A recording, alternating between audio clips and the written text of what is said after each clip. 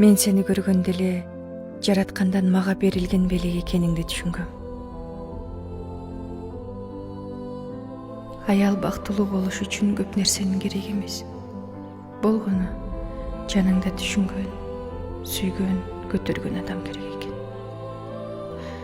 Сен мен үчүн ошол адам болдуң, Аманат.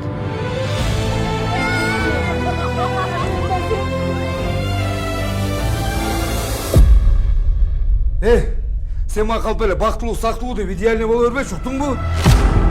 Либо она, либо я. Сен мага эмне элдин айылдарындай болуп же уул же кыз сурап берип койдуң бе?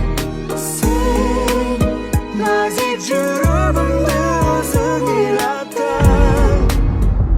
Дагы жашын алып намазын окуп отурасыңбы? Чечсе шалбырабай. Эх, Аманат. Баары эле мени көп билесиң.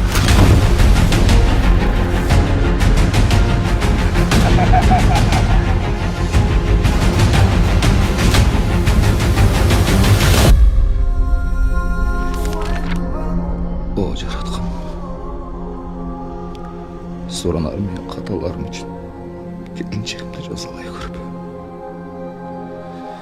Сен мага берген эң чоң белегиң менин келинчегим.